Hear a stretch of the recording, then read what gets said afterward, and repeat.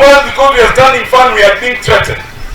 The other day the president said that those who keep taking matters to court will know that he's holding that sword for a purpose. He's going to dismember their heads.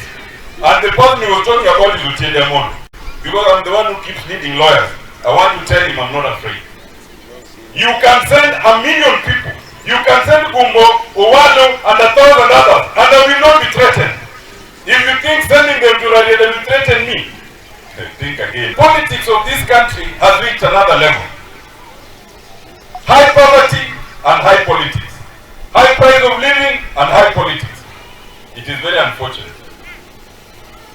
The unfortunate thing is that those who are supposed to deal with the high price, high cost of living are putting high politics instead.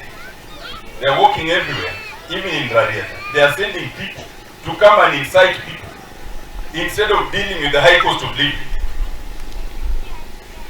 When we launch development projects like this, you will never find them launch anything because they don't develop anything. They eat everything in their pockets as we develop and we launch. Hello? Yes.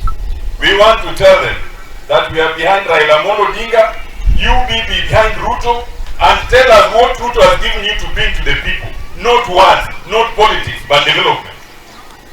If you really have money for development that you went to Uda to get development, let's finish the road that Raila and Uhuru left at Akiaria, and now 4.8 kilometers cannot get to Asembo Bay.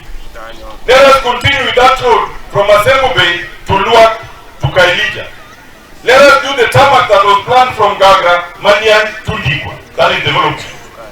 If you really have money for development, don't go to Mahaya, that Otiende has already developed. Hello? Yes. Come to a Plateau, where we are supposed to build a university and build it there.